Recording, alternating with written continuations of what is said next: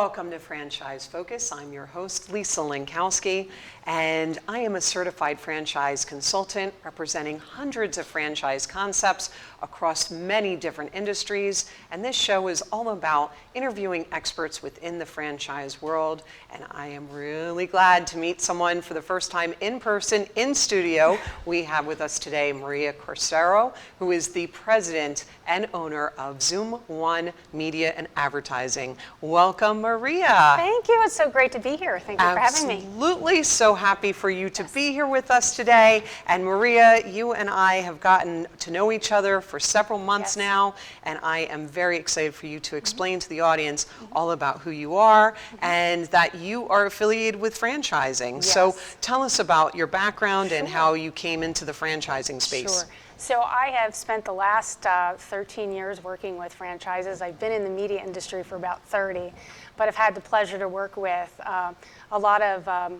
very good brands over the years and watch them grow significantly with their advertising and great operations as well. So it's been quite the journey. That's fantastic. Excellent. So why franchising? Like where were you that you got into franchising and how has it come into this?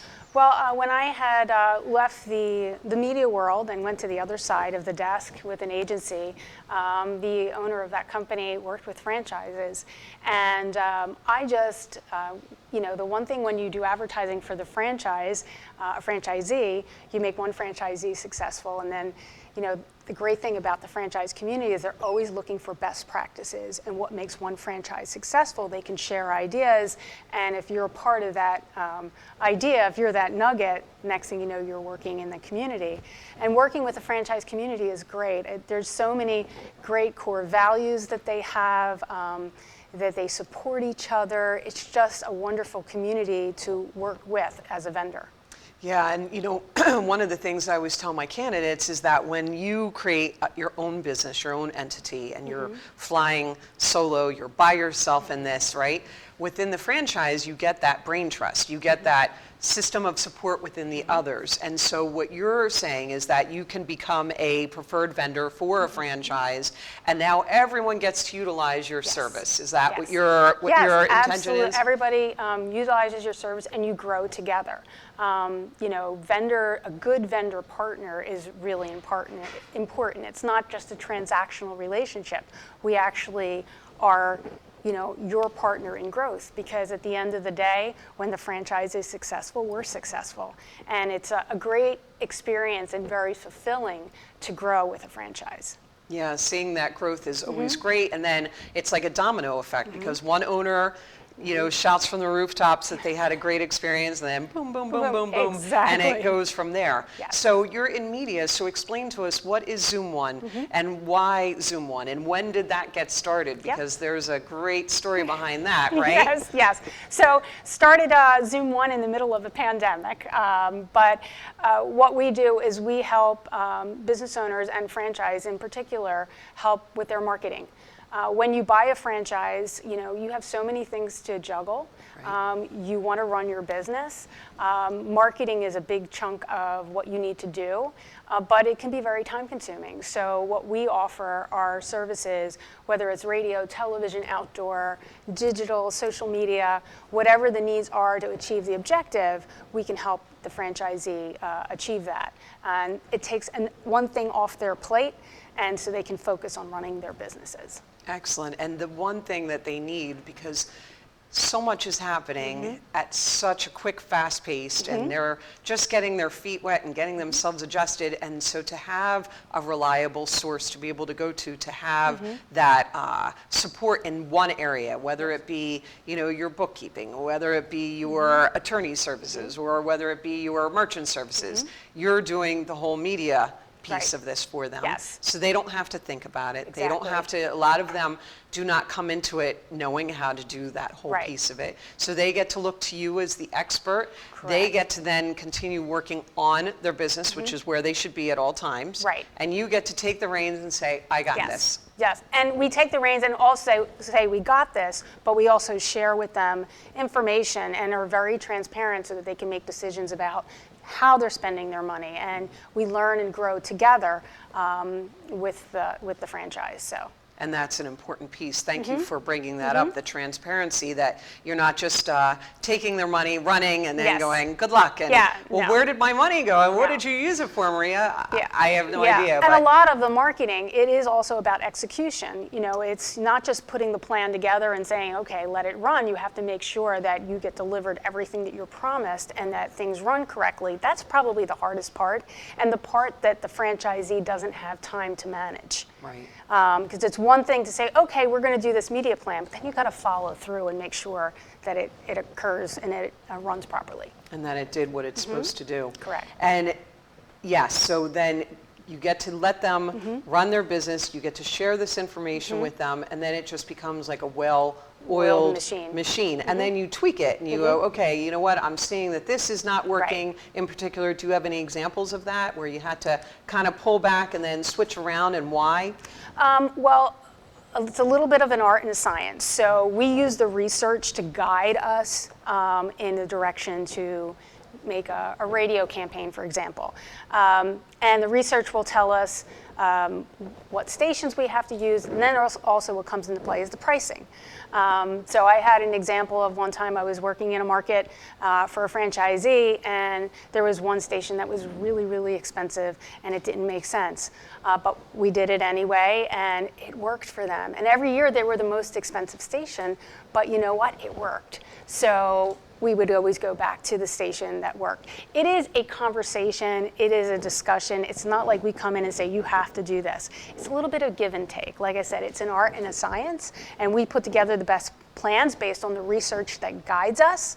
But at the end of the day, once we execute, we may change gears a little bit and say, you know what, this station's working a little better, we're gonna put more money here. So we help them with that and make those determinations. And we all know, those of us that have been in marketing, that when things are tough for a business, one of the first things that people like to cut is the media and the marketing, right? Which is one of the worst things to do, because you're supposed to do the exact opposite. You know, when times are lean. It's counterintuitive. Right, when times are lean, you've got to spend money to make money. So is that a conversation that you have to have all the time? Yeah, those are, and you know what, it actually happened during a pandemic. When we had a client that you know, everybody got nervous and wanted to pull off the air, but we had one client that said, you know what, we're going to stay the course and stay on the air. And it was brilliant. We were doing television for them. It was a national campaign in Canada. And because so many businesses had pulled off the air because of travel, you know, travel industry had to pull off the air, we were able to get so much bonus weight because the stations had all this time, and we got all of this inventory basically for free, that we were getting lots of exposure for them. And where were people? People were locked down in their homes. And what were they doing? They were watching television. So even though in the immediate moment you're not going to garner maybe results, you're building top of mind awareness. So yes, to your point, sometimes the knee-jerk reaction is things are tight, let's cut back. But you really have to step back and look at the big picture and say, you know what, keep investing in your brand, and then when things start to pick up again, it will pick up exponentially. Right, and then those dividends pay off for you. But correct. it's a gamble, and it's a risk, It and is. it's a risk on top of every other risk Yes. that a business owner is facing. You have to have intestinal fortitude, Yes. for sure. For sure. That's a good one, intestinal fortitude. We'll make that a hashtag. So yes, these are all the things, but it's what you have to know. And when you're coming in as a new business owner, creating that pro forma, having this all broken out for you, and making sure, candidates, that media buy is part of the numbers that are given to you from the franchisor, because it is a really important piece. And sometimes the national, the corporate level will do, your franchisor will do national ad buys, right? Correct. Which you get involved in that as well? We actually help out with a lot of local execution. So you're just we can doing do the local. national, but where we really service the franchisees well is on the local level. And building that, you know, you can do the digital campaigns, which actually it's almost addictive, because the money that you spend in digital, you can see, I spend X amount of dollars, I get X amount of leads. Mass media is a little different, but still very relevant. And if you can do mass media, it helps drive the people down the funnel, the sales funnel. because you're reaching everybody up top, and it actually makes your digital work a lot better. Stronger. So if you can afford to do mass media, it's not the darling everybody talks about right now, because digital is, it's here and it's wonderful, and it is one of the tools in the toolbox that we use, but I think it's often overlooked because when you buy a franchise, you're buying a brand. So if you promote that brand locally, it's going to be worth more when you're ready for your exit strategy. Getting that brand well known is a tactic, is something that you should consider just as much as leads. Right. No, you're right. And we talk about exit strategy because it's not spoken about very often. And so what your whole business program, what your whole business plan is, okay, I want to build this business and then eventually either sell that business or send it off to someone else or to stay in it. So if you're looking to sell it and you've built up this great brand in your community, now you have this really strong business.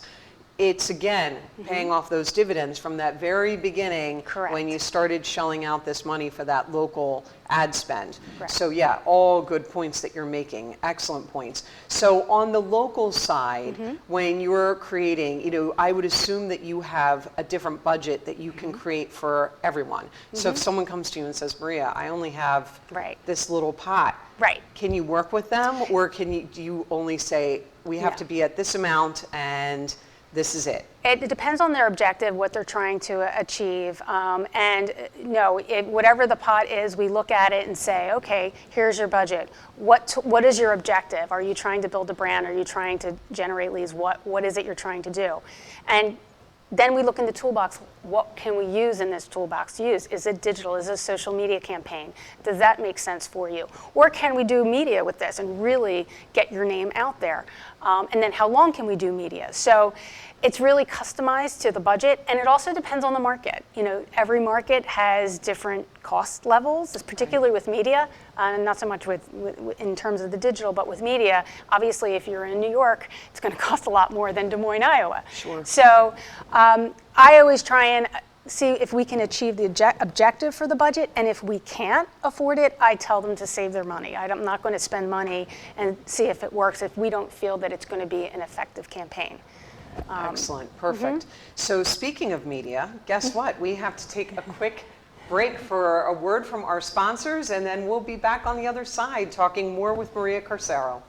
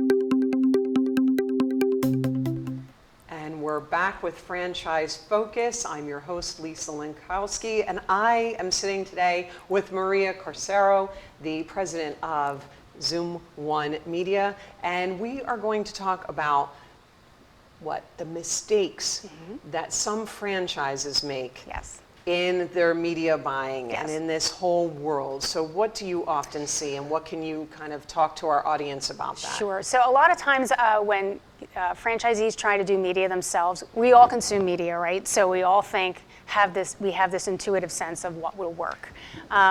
So a lot of times franchisees or business owners will, buy the things that they like or they listen to and think that, this is good, and they hear their message on the radio station or a TV program that they watch, and they feel very validated because they see it. But at the end of the day, you really have to analyze your customer, who your customer is, and use the research to guide you to make those decisions. I one time had a business owner who told me that their customer were women 45 to 54, and he always wanted to advertise on the sports station. And well, why do you want to advertise on the sports station? Because he liked the because sports he liked station. he listened to it, and he did his own ads because he wants to hear his commercials. So that's a mistake that a lot of people make. And then people just kind of intuitively think they know where their customers are without applying the research. So that's where we can come in and take an objective look at the data, and then make educate the franchisee on where those customers are and make those decisions based on that. So that's a common mistake that we see all the time, is personal preference. Another mistake is that the stations will come and sell directly to the clients, and they have these proposals, and they sell the sizzle. I'll go back to like sports stations. I love sports stations, but a lot of times sports are very emotional, and they'll give you tickets, and they'll give you all these giveaways, and that's great, but that's not a reason to make a decision on a station. So sometimes we get caught up in the sizzle of what they're going to offer, a trip to Hawaii or something like that, and that's great, but at the end of the day, you want to spend your marketing dollars so that phone rings and that you build your brand, not to go on vacation. Right, you have to reach your audience. And Yes. Something that you just said, it resonates so much with what I do, because when my candidates start talking to me, what's the first thing that they talk to me about for franchises is food. And why? Because that's what they know. Everyone eats. Right. So they immediately go to food, and I'm like, okay, let's talk about something other than food, because there's a whole wide arena out there. Right. So you're right, people gravitate toward what they know, what's most familiar. If they happen to listen to this station or this particular media or read this, then they're going to go to that without understanding, does it even make Yes. sense at all? Yes. So that's why you Right. are the unbiased expert to say, okay, it's great that you like that, but this is where you need to be in order Exactly. to get your message across, and what kind of message that you're trying to Exactly. to expound for your And brand. I have franchisees come to me all the time and give me proposals. Oh, look at the schedule. And I'm always happy to do an analysis, no obligation to help a franchisee say, okay, this is what's good, what's bad. But I will say 95% of the proposals that come to me are sales proposals from the station. That's the biggest difference. A good agency, we're not selling. We have a fiduciary responsibility to spend your money wisely. The direct to the customer, the stations, they're selling their station. They come in with data showing why their station is number one, and any station can make themselves look number one, depending upon what research they use. We are the objective person that comes in and peels back the onion on the research to give them an objective view. One of the things I always get from franchisees that I work with across the country in multiple markets is like, you're not in this market, you don't know, you don't understand. I'm like, that's why it's good to have an objective view, somebody who's going to get the information, looked at it objectively. I have no biases. You have no bias. So it's actually an advantage to bring an outsider. Agreed. And the same thing, by the way, with what I do. The same exact thing. Yeah. I'm not biased. I don't have any reason to Yes. show this over that. Yes. Same exact thing. So it's so important for people, but they immediately think, well, there's got to be something. There's got to be something in it. No, this is what we're doing. Yes. This is our job. Right. So I'd love to talk about, I was a franchise owner for many years, and I believe that you, in what you're doing now, you're doing a lot with trying to get together co-ops Yes. within the franchise. And for our audience, can you explain what a Yes. co-op is and why that benefits franchisees? Absolutely. If you're all on the same team and you own a same brand and you're all exist in one market, if you co-op your dollars together to do particularly media, it's the most leverageable tactic because in a lot of industries and a lot of businesses, an individual business owner can afford to do direct mail themselves. They can afford to do some digital themselves. But to do mass media for one business owner to do is much more challenging because it's a much more expensive investment. So that's the power of a co-op. You're leveraging each other's dollars to be on radio, TV, in a market, building your brand together. You're doing something that is much more difficult for your competition, sole proprietors, to do themselves. Right. And so instead of looking at the franchises, because I always say to people, like they'll be like, well, I don't want to buy that territory because it's right next to another territory. And I'm like, no, no, no, no. You want that because that territory is already built up. There's already brand awareness there. There's already maybe trucks running around, or there's already signs up. So people are already aware of that. So now you have this area that's a co-op they're in the same general area, correct? Right. And now they come together. Yes. They're all working together, and you're not in competition because if the phone rings for this zip code, that's going to you. Exactly. It's not going to the other person because it is all based upon that territory. It's all based in the same, as long as you exist in the same DMA, and we help you figure that out as well. It definitely is a benefit to be in a co-op. Now, do you then, though, when you're trying to work in the co-op, everyone's got those strong personalities. Yes. And now you've got to sit there and figure out, well, they're all equal.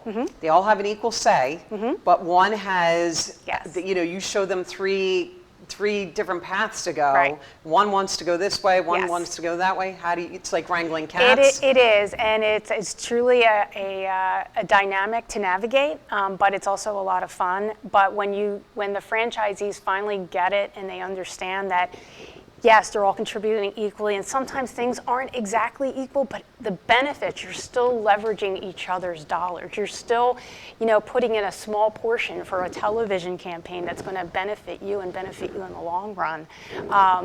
It definitely works. And, that initial is always the toughest part, but once they experience it, and they see their businesses grow, then they get it. They get it. Eyes light up, and they're like, okay. And then word starts to spread, like we talked at the very beginning.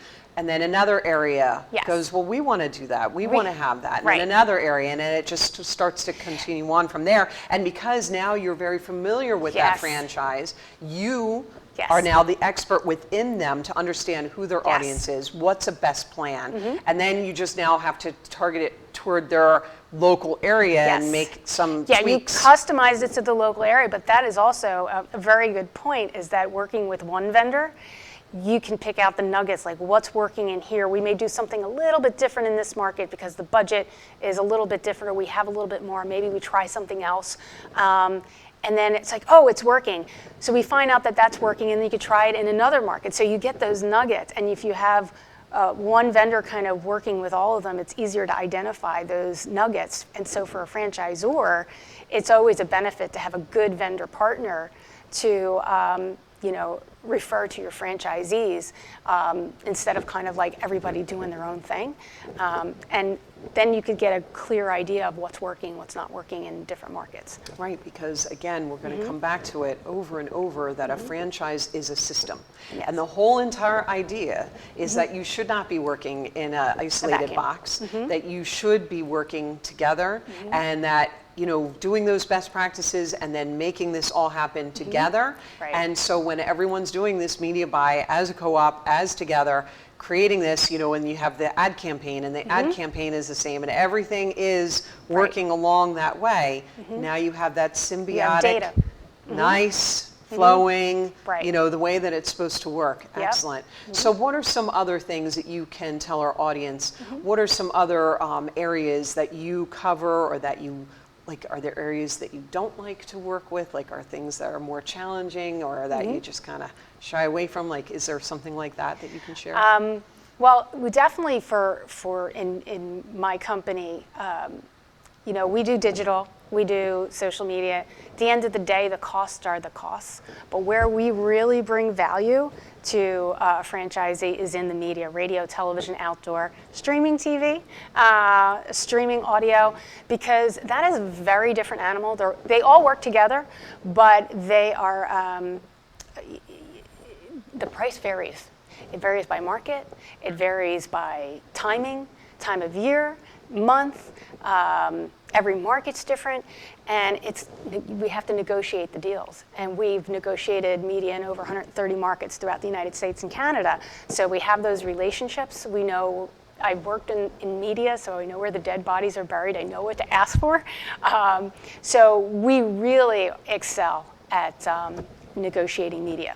on behalf of our clients. Excellent. So needed. Yeah, dead bodies. And then you know that there's different times a year, like you just said. There are specific times a year that it is just they're coming to you and they're going, we'll give you whatever whatever we can give you so that we can get someone on this. And then there are other times where you can't even get the phone to get picked up. And then there's political years where, you know, the inventory is tight. It's like seats on an airplane. The prices vary. You know, it varies when you buy it. So it's really important to have an expert negotiator come in and do that. And with media, if the budget's $50,000, you can try and spend that $50,000 yourself, or you give that $50,000 to an agency. It doesn't cost you a dime more. The stations commission the agency back. The difference is the agency is going to give you way more value than you can get yourself, and they're going to manage the execution. We're going to manage the execution for sure to make sure that you get everything that's promised to you. I was going to ask you, what's the one thing that you wanted to leave our audience with? And I think that might be it, but is there something else? Because I think that was it. I would say that it's definitely worth, just like you would hire an accountant or a lawyer, hiring a good agency. I always stress good agency to make sure that you're spending your marketing dollars wisely, that is, you know, a partner with you. It's not a transactional relationship. This way that you know that you're getting the most for your precious marketing dollars. Because, you know, when you're a franchise and every dollar, every dime counts, you want to make sure it's spent wisely. Excellent. Well, that is a great way to end our show. This time just goes too fast. I thank you so much, Maria, for coming on. Thank you for having me. And we have the contact information for Maria that has been shown for the audience. And we thank you for tuning in to Franchise Focus. I'm Lisa Linkowsky. I am the owner of Milestone Franchising. You can learn more about me at milestonefranchising.com. And I just want to give a shout out to our fancy new mugs that are here today. Thank you, Michelle Cruzen with Cruzen Creations, for delivering that for me this morning. And thank you, audience. Be sure to tune into my show every Friday at 1 p.m. Eastern Standard Time. And until next week.